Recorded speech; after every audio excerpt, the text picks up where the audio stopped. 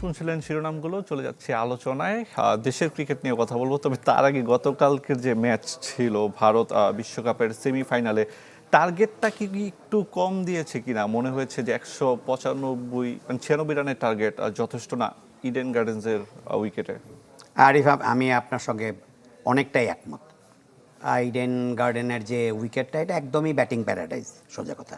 অন্য অন্য উইকেটে কিছুটা সময় হয়তো দেখা যায় একটা, ঠিক সেশন বলবো না, একটা সময় হয়তো একটু বোলাররা আপার হ্যান্ডে থাকে, আবার উইকেট ফ্ল্যাট হয়ে যায়, আবার ব্যাটসম্যানরা খুব ফ্রি খেলতে পারে। বাট এখানে অল থ্রু উইকেট ছিল একদম ব্যাটিং ফ্রেন্ডলি।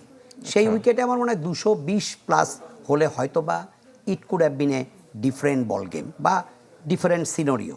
বাট আপনি যখন 196 করতে গিয়ে একজন ওপেনার 97 রানে নট আউট থাকবেন এবং 194 স্ট্রাইক রেটে, একদম অঙ্কের হিসেবেই সেই দলেরই জেতার কথা। তো সঞ্জু স্যামসন ঠিক সেই কাজটা করে দিয়েছেন, যেটা ওয়েস্ট ইন্ডিয়ান বোলাররা তাকে দমাতে পারেননি, আটকাতে পারেননি। কাজে আমি বলবো যে it was a one man show. Of course team ইন্ডিয়ার ক্রেডিট দিতেই হয় যে তারা, যেটা আমি প্রথমেই বলে নিলাম, আপনিও তুললেন, যে ওয়েস্ট ইন্ডিজকে 220, 25, 30-এ যেতে দেয়নি, কিন্তু থামিয়ে রেখেছে। কিন্তু পরের কাজটাও কিন্তু করেছেন সঞ্জু স্যামসন একা, এই উইকেট কিপার ব্যাটসম্যান ওপেনিং থেকে শুরু করে একদম শেষ পর্যন্ত ম্যাচ জিতিয়ে বিজয়ীর বেশে সাজঘরে ফিরেছেন। সঞ্জু স্যামসন এই ধরনের ইনিংস আইপিএল এ অসংখ্য অনেক আছে, খেলেছেন। অনেক আছে। ভারতীয় ক্রিকেটাররা তো খেলেনি, আমরা আর দেখি যেটা হয়েছে, এরকম ম্যাচ। যেটা আমার মনে হয় ভারতীয় দলের এই মুহূর্তের সবচেয়ে বড় শক্তি বলেন, প্লাস পয়েন্ট বলেন, সেটা হচ্ছে তাদের যে সমস্ত ব্যাটাররা আছেন, ইভেন বোলাররা, তারা প্রত্যেকে আইপিএল খেলে খেলে এতটা হাত পাকিয়ে ফেলেছেন, কখন কোন অ্যাপ্রোচে খেলতে হবে, কোন বোলারকে কিভাবে মোকাবেলা করতে হবে, কাকে শুরুতেই ডোমিনেট করার চেষ্টা করতে হবে, কাকে কিছুক্ষণ রয়েস হয়ে খেলে তারপর খোলস ছেড়ে বাইরে বেরিয়ে আসতে হবে, এগুলো তাদের জানা। কারণ এই বোলারদেরকে অ্যাভারেজে অনেককেই তারা আইপিএলে পান, কখনো নিজ দলে, নেটে, কিংবা কখনো প্রতিপক্ষ হিসেবে। কাজে কাজে আমার মনে হয় যে ভারতীয়দের ক্ষেত্রে এখন যেটা হয়েছে, জানা অঙ্ক, তারা জেনে গেছেন অঙ্কের ফর্মুলাটা, শুধু ফর্মুলার প্রয়োগটা তাদের যেদিন ঘটে সেদিন ভারতকে আসলে এখনকার প্রেক্ষাপটে টি-20-তে আটকে রাখা, এটা খুব টাফ আসলে। দেখে মনে হয় যে অনেকটা মুখস্থ ক্রিকেটটাই তারা খেলছে। একদমই একদমই তাই। যে মনে হয় যে কখন কি করতে হবে, যে আমি যেটা বললাম যে ফর্মুলাগুলো, যে তাদের ওপেনিং ফর্মুলা দেখেন, যদি উইকেট পড়েও তবু তারা কিন্তু থমকে দাঁড়ায় না, রান গতি কমে না ভারতের। এটা কিন্তু একটা, ইংল্যান্ডও অনেকটা এই স্ট্র্যাটেজি নেয়, এক সময় অস্ট্রেলিয়ারও এটা ছিল। এটা তখনই সম্ভব যখন আপনার টিমে সিজনড প্লেয়ার থাকবে, এক্সপেরিয়েন্স ক্যাম্পেইনার থাকবে, এবং যারা সিচুয়েশন অ্যাডাপ্ট করার ক্ষেত্রে দিনকে দিন খেলে খেলে খেলে খেলে একদম থিতু হয়ে গেছেন, তারা এটা পারেন। এবং ভারতীয় দলে এরকম ব্যাটসম্যানের মানে সংখ্যা আমার মনে হয়, সেভাবে যদি চিন্তা করেন, টেস্ট, ওয়ানডে, টি-20 মিলে ভারতে এখন প্রায় 1 ডজন ব্যাটসম্যান আছে যারা ওয়ার্ল্ডের যে কোনো দলের টপ ব্যাটসম্যান হয়ে যেতে পারবেন। ওই গতকালকে একটা ছবি দেখছিলাম যে জিম্বাবুয়ে হারের পরও মাঠে এক ধরনের সেলিব্রেশনই করছে তারা, দর্শকদের কাছে গেলে। শেষ চারে যেতে পারেনি, বাট তারা বোধহয় তাদের পারফরমেন্সে সন্তুষ্ট, যা খেলেছে সোফার এই টুর্নামেন্টে। দীর্ঘদিন ধরে সাংবাদিকতা করছেন, বাংলাদেশ এই বিশ্বকাপটা খেললো না, এই উইকেটে খেলা হলো, একটু দেখি কি আফসোস হয় যে বাংলাদেশ ভালো করতে? আফসোস অবশ্যই হয়েছে। বাংলাদেশ আসলে, কারণ নিয়ে আমি এখানে ব্যাখ্যায় যাব না যে সিদ্ধান্তটা যৌক্তিক ছিল না অযৌক্তিক। বাট একটা কথা আমি আরিফ আপনাকে বলবো, যতদিন বাংলাদেশের ক্রিকেট থাকবে, এটা আমার মনে হয় অন্তত আগামী আরও 50 বছর বাংলাদেশ কোয়ালিফাই করেও 2026-এর টি-20 ওয়ার্ল্ড কাপ খেলতে যায়নি। সেটা আইদার যৌক্তিক কারণে, অর নিজেদের অদূরদর্শিতা বা নিজেদের সিদ্ধান্তহীনতা। কিন্তু এইটা মানুষকে দীর্ঘদিন পোড়াবে, আফসোসও থাকবে, এবং কেউ কেউ হয়তো আত্মতৃপ্তির ঢেকুর তুলবেন যে সিদ্ধান্তটা পরিবেশ পরিস্থিতি অনুযায়ী ঠিক ছিল। বাট আমার কাছে মনে হয় যে একটা ওয়ার্ল্ড কাপ মিস করা, আবারও বলছি, আমরা তো কোয়ালিফাই করেছি এবং সাবকন্টিনেন্টে খেলা, শ্রীলঙ্কা এবং ইন্ডিয়ার উইকেটে বাংলাদেশের ট্র্যাক রেকর্ড খুব খারাপ না। হু নোজ, বাংলাদেশ হয়তোবা সেমিতে জায়গা করে নিলেও নিতে পারতো। আমি বলছি না বাংলাদেশ খুব ভালো কিছু করতো, কারণ বাংলাদেশ টিমের পারফরমেন্স নিয়ে আসলে মন্তব্য করাও কঠিন, এটা মোস্ট আনপ্রেডিক্টেবল টিম। তারপরেও আমার মনে হয়, আমি আপনার প্রশ্নের উত্তর দিতে গিয়ে একদম বটম লাইনে বলছি, অবশ্যই এই সিদ্ধান্তটা খেলতে যাওয়া না যাওয়াটা নিয়ে আলোচনা হবে এবং বাংলাদেশ শেষ পর্যন্ত খেলেনি, এটা তো অবশ্যই ভক্ত, দর্শক, অনুরাগী, ইভেন আমরা যারা লেখালেখি করি, আমাদের জন্য তো একটা আফসোস বটেই। এখন এসে কি মনে হচ্ছে যে ক্রিকেটার এবং ক্রিকেট বোর্ড তারা আস্তে আস্তে কথা বলা শুরু করেছেন? আমরা যেমন সিনিয়র সহকারী কোচ সালাউদ্দিনকে দেখেছি, উনি বলেছেন। আমরা কথা শুনেছি হচ্ছে আপনার সহসভাপতি ফারুক আহমেদ, তিনিও কথা বলেছেন এই বিশ্বকাপটা নিয়ে। পরবর্তীতে এসে বলা হচ্ছিল যে সরকারের সিদ্ধান্ত একটা সময়, এখন সরকার থেকে যখন বলা হয়, মানে অন্তর্বর্তী সরকার, বর্তমান সরকার অবভিয়াসলি না, তারা বলছে যে সিদ্ধান্তটা ছিল ক্রিকেটার এবং ক্রিকেট বোর্ডের। এই যে এক এক পক্ষের এক একটা মত, দর্শকদের সামনে আলটিমেটলি কি মেসেজ গেল আর কি? আর দর্শকদের সামনে একটা ধূম্রজাল তৈরি হলো, এটা তো বলার অপেক্ষা রাখে না। কারণ আমরা দেখেছি যে ক্রিকেট বোর্ডের কর্মকর্তাদের কেউ কেউ কিন্তু আপনার আমার কাছেও ব্যক্তিগত পর্যায়ে একটা বক্তব্য তারা দিতেন কিন্তু প্রায়। বাট এটা আমার কাছে যেটা মনে হয় যে ক্রিকেট বোর্ড এবং ক্রিকেটাররা এন্ড অফ দ্য ডে তো এটা তো ন্যাশনাল পলিসির উপর ডিপেন্ড করে। বাংলাদেশ দল যখন বাইরে খেলতে যায়, আমাদের দর্শকদেরও অনেকের ঠিক পরিষ্কার ধারণা নেই। একটা কিন্তু গভর্নমেন্ট অর্ডার লাগে, যেটাকে আমরা বলি জিও। এখন জিও ছাড়া কোনো ন্যাশনাল টিম বাইরে যেতে পারে না। কারণ একটা ন্যাশনাল টিমের প্লেয়ারদের ভিসা আর অন্য সাধারণ মানুষের ভিসা একরকম প্রক্রিয়ায় হয় না। তো এই জিওটা যখন হয় তখন অটোমেটিক ভিসাটা খুব স্মুথলি হয়ে যায়। এবং এটা একটা গভর্নমেন্ট অর্ডার যে জাতীয় দল যাচ্ছে, গভর্নমেন্ট অনুমোদন দিল। তো গভর্নমেন্ট অনুমোদন লাগবে, তো কাজে গভর্নমেন্টের অনুমোদন হয়তো শেষ পর্যন্ত লাভ করা সম্ভব হতো না। টোটাল পরিস্থিতিটা আমার কাছে মনে হয় এখনও ধূম্রজাল। একদিকে ক্রিকেট বোর্ড, ক্রিকেটাররা এখন কথা বলছেন, বাট আমার কাছে মনে হয় যে তখন তারা বললেন না কেন? এখন এখন ভোট কর্তারা কেন বলছেন? আমার নিজেদের কথা যে তখন নিজেদের তারা দোষ আড়াল তারা করতে তারা নাকি? তারা প্রেস কনফারেন্স ডাকতেন। Cricket board president and Farooq ভাইয়ের কথা বললেন, ক্রিকেট বোর্ডের অন্যতম শীর্ষকর্তা, তারা প্রেস কনফারেন্স ডাকতেন, কিংবা তারা সরকারের সর্বোচ্চ কর্তা ব্যক্তির সঙ্গে কথা বলতেন, নট ক্রীড়া উপদেষ্টা, যে একদম ডক্টর ইউনূস সাহেবের সঙ্গে কথা বলতেন যে আমরা যেতে চাই এবং বাংলাদেশের কন্টেস্টে এই টি-20 ওয়ার্ল্ড কাপটা খেলা একটা একটা দরকার, এবং এটা তো আমাদের একটা প্রাইড। তা আমরা এখান থেকে সরে দাঁড়াবো কেন? সেই সব কথায় তখন না বলে এখন কোচ সালাউদ্দিন একজনকে মিথ্যাবাদীও বলে অভিহিত করেছেন। তা আমি এই কথাগুলোকে বলছি না যে এগুলো তারা মিথ্যা বলছেন, কিন্তু এই কথাগুলো তখন বলা উচিত ছিল। এবং এই মুভমেন্টটা, অর্থাৎ যেতেই হবে, আমরা যেতে চাই, এই কথাটা যদি সরকারের কাছে এই বার্তাটা যেত, তাহলে হয়তো বা চিত্রটা অন্যরকম হতে পারতো। কিন্তু এটা তো সত্যি, তখন ক্রিকেট বোর্ড এবং ক্রিকেট বোর্ডের কর্তারাও, প্লেয়ারদেরটা তো আমরা ওইভাবে ভার্সনটা পাইনি, তারাও কিন্তু বারবার বলেছেন না তখন ভারতে বলতে এখন পারেনি গিয়ে কেন বাবু ভাই যে যে সরকার ক্ষমতায় ছিল তাদের ভয়ে? আমি ঠিক ভয়ে বলবো না, হয়তো বা কোনো রকমের ন্যাশনাল গভর্নমেন্ট পলিসি ছিল যে আমরা হয়তো ভারতে গিয়ে তখন খেলবো না। আমার কাছে সেটাই মনে হয়েছে। মানে আমার দীর্ঘদিনের অভিজ্ঞতা থেকে আমার মনে হয়েছে পুরো ঘটনায় যে সরকার শুরু থেকেই, এটাও সত্যি, আপনি যদি প্রেক্ষাপট, পরিবেশ, পরিস্থিতি বিচার বিবেচনা করেন, তখন অনেকটাই উদ্বেগ বিরাজ ঘটেছিল। করেছিল। এবং এই উদ্বেগ ঘটনার পিছনে কিন্তু আমি বলবো বিসিসিআইয়ের দূরদর্শিতার অভাব ছিল। তারা যদি মোস্তাফিজকে ওইভাবে ব্যাগ অ্যান্ড ব্যাকেজ ফিরিয়ে না দিত, তাহলে কিন্তু পরিস্থিতি উত্তপ্ত হতো না।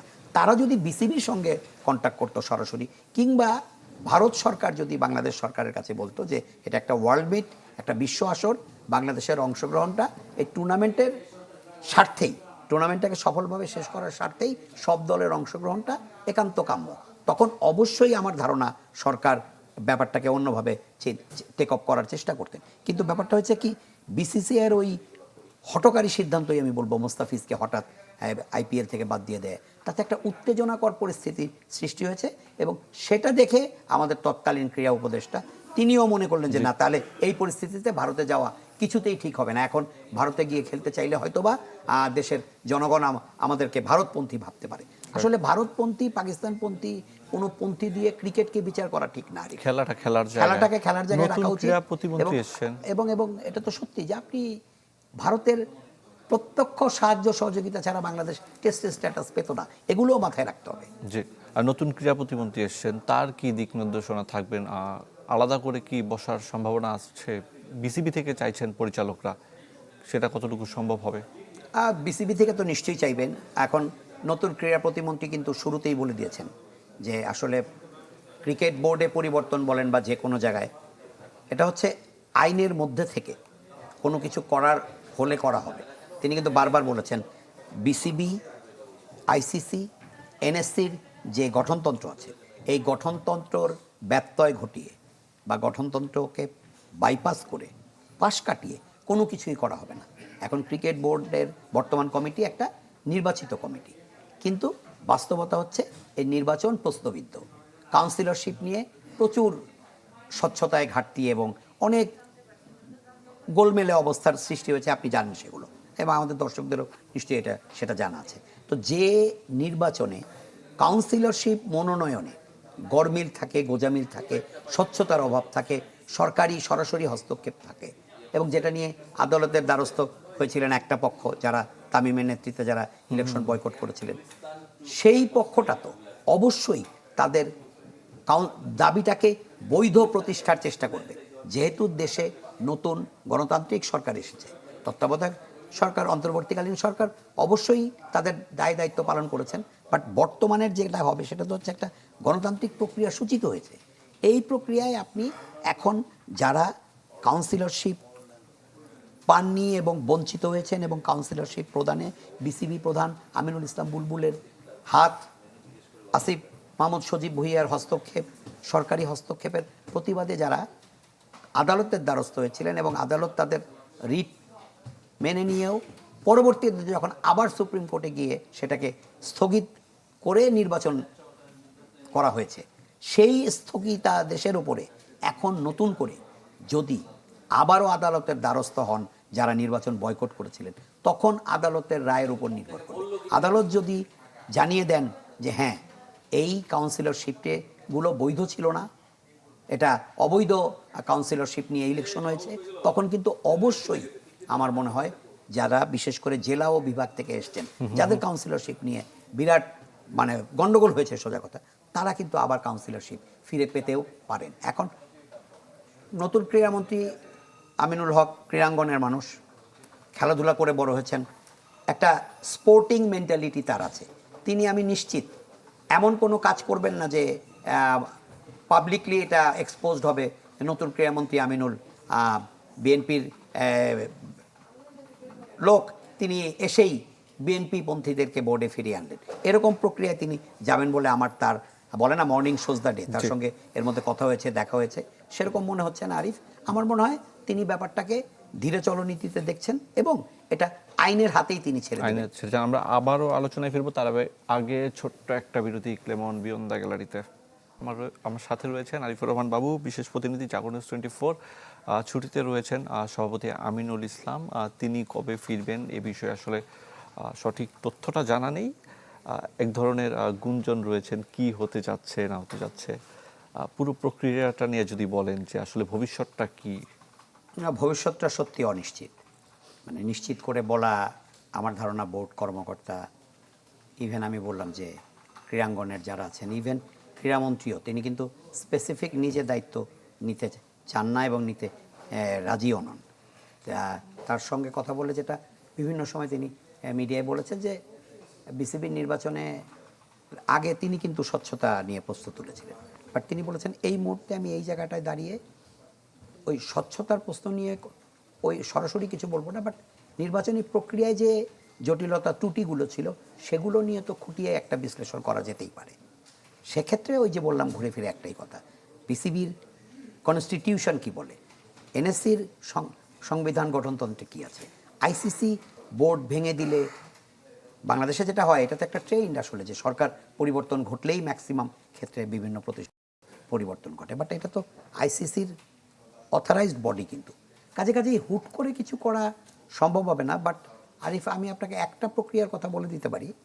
গত পরশুদিন একটা ঘরোয়া একটা আন্তরিক আলাপ আলোচনার সুযোগ হয়েছিল, সেখানে আমাদের ক্রীড়া প্রতিমন্ত্রী এবং এনএসসির চেয়ারম্যান আমিনুল হক সাহেব জানিয়ে দিয়েছেন যে অলরেডি জেলা এবং বিভাগীয় ক্রীড়া সংস্থার যিনি প্রধান, আমরা জানি পদাধিকার বলে প্রত্যেকটা জেলা প্রশাসক এবং বিভাগীয় প্রশাসক হচ্ছেন নিজ নিজ জেলা ও বিভাগীয় ক্রীড়া সংস্থার প্রেসিডেন্ট, 90 দিনের মধ্যে ওই অ্যাডহক কমিটি থেকে নির্বাচন করতে, দ্যাট ইজ অ্যাডহক কমিটিটা এখন নির্বাচন প্রক্রিয়াটা চূড়ান্ত করে দিবে। এবং এনএসসির গঠনতন্ত্রে আমি যতটুকু জানি পরিষ্কার আছে, অ্যাডহক কমিটির মেম্বাররা ইলেকশন করতে পারবেন না। তো অ্যাডহক কমিটির মেম্বারদের মধ্যে থেকে আমি যতটুকু জানি এবারের বোর্ডে যারা নির্বাচন করেছেন জেলা ও বিভাগ কোটা থেকে সবাই অ্যাডহক কমিটির মেম্বার ছিলেন। তা অ্যাডহক কমিটির মেম্বাররা যখন নির্বাচন করতে পারবেন না নিয়ম মেনে, সেক্ষেত্রে তো তাদের কাউন্সিলরশিপ আর থাকবে না এবং তারা নির্বাচন করারই সুযোগ পাবে না, করে জিতে আসা তো অনেক দূরে। কাছাকাছি আমার কাছে মনে হয় খোদ ওই প্রক্রিয়ায় যদি বোর্ড সরকার তথা এনএসসি আগায়, দ্যাট ইজ 90 দিনের মধ্যে যদি জেলা ও বিভাগীয় ক্রীড়া সংস্থাগুলোতে নির্বাচন হয়ে যায়, তখন যারা নির্বাচিত প্রতিনিধি তারা আসবেন এবং জেলা প্রশাসক নিয়োগ দিবেন কে ক্রিকেট বোর্ডের কাউন্সিলর হবেন এবং সেখানে ক্রীড়া সংস্থা ইনভলভ থাকবে। শুধু একা জেলা ক্রীড়া প্রশাসক দিতে পারবেন না, বা বোর্ড চাইলেই অমুককে দেয়া হোক বা অমুককে দিবেন বলে যে ধরনের চিঠিপত্র গেছে সেই সুযোগটাও আর থাকবে না। কাজে এদিক থেকেও কিন্তু বোর্ডের অর্ধেক অংশের, দ্যাট ইজ জেলা এবং বিভাগ কোটা থেকে আসা 10 জনের কমিটিতে থাকা খুব কঠিন হয়ে যাবে। আপনাদের ওই আলোচনায় তামিম ইকবালও ছিলেন, উপস্থিত ছিলেন, ওই ঘরোয়া আলোচনা বলছিলেন না। এই কথাটা আমি গতকালকে স্টেডিয়াম পাড়ায়ও শুনলাম। না না না ছিলেন না তামিম ইকবাল ইফতারের একটা প্রোগ্রামে ছিলেন, তখন আমিনুল ইসলাম সেই জায়গায় না, সেই জায়গায় না। আমাদের ক্রীড়ামন্ত্রী আমাদেরকে জানিয়েছেন যেটা সেটা সম্পূর্ণ একটা পৃথক একটা জায়গায়। আমরা আমাদের সাংবাদিকদেরই একটা সংগঠন বিএসজে থেকে আমরা কয়েকজন গিয়েছিলাম তার সঙ্গে দেখা করতে। সেখানেই তিনি বলেছেন যে আমি ক্রিকেট ওই নির্বাচনের কথাটা উঠেছিল সেখানে, বা ক্রিকেট বোর্ড নিয়ে কথা উঠেছিল।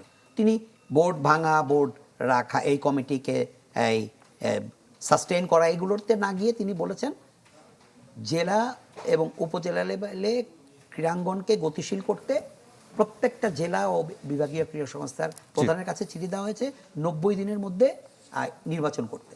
তো নির্বাচন করলে অটোমেটিক কিন্তু এই অ্যাডহক কমিটি থেকে যারা এসেছেন তারা করতে পারবেন না এবং তাদের অটোমেটিক কাউন্সিলরশিপ কিন্তু আর থাকবে না। এর বাইরে যেটা বললাম শুরুতেই, যে আইনি একটা প্রক্রিয়া ছিল যে স্টে অর্ডার, কোর্টের স্টে অর্ডার নিয়ে কিন্তু ওই কাউন্সিলরশিপের উপর নির্বাচন হয়েছেন, সেটা আপনিও জানেন। সেই স্টে অর্ডারটা যদি আবার সুপ্রিম কোর্ট উইথড্র করে দেন তাহলে কি হবে? তখন কি ওই কাউন্সিলরশিপগুলো বাতিল হয়ে যাবে? এই দুই জটিলতা এবং দোলাচালে আছে ক্রিকেট বোর্ড। সব কিছু মিলে আমার কাছে যেটা মনে হয় পরিবর্তন আসন্ন, তবে সেটা আজকে কালকের মধ্যেই না, বাট প্রক্রিয়া চলমান এবং সম্ভবত হয়তো 3 মাসের মধ্যেই বোর্ডে একটা পরিবর্তনের সুস্পষ্ট চিত্র আমরা পাবো। এমনিতে বাবু ভাই, নির্বাচনের আগে আমরা অসংখ্য প্রোগ্রামে দেখেছি যে তামিম ইকবাল এবং আমিনুল হক একসঙ্গে যেতেন, আর নির্বাচনের পরেও তার সঙ্গে সাক্ষাৎ করতে আমরা দেখেছি বা কথা বলতে আমরা ছবিগুলো গণমাধ্যমে দেখেছি। তামিমকে নিয়েও কিন্তু আলোচনা রয়েছে, আসলে সেটা ছোট্ট করে যদি একটু আলোচনা না, সেটা তো থাকতেই পারে। কারণ আপনি ধরেন তামিম, আমরা যেমন আমি জাগো নিউজে কালকেও লিখেছি তামিমপন্থী নির্বাচন বয়কট করেছিলেন। তো তামিম তো ভার্চুয়ালি ওই ট্রুপের যারা নির্বাচন বয়কট করেছেন তাদের লিডার ছিলেন। কাজে তামিম তো পিকচারে থাকবেন এবং তিনি প্রবাবল ক্যান্ডিডেট ছিলেন, আগামীতেও তিনি প্রবাবল থাকবেন। অসংখ্য ধন্যবাদ বাবু ভাই আপনাকে আমাদের সঙ্গে যোগ দেওয়ার জন্য। এই ছিল আজকের ক্লেমন বিয়ন্ড দ্য গ্যালারিতে।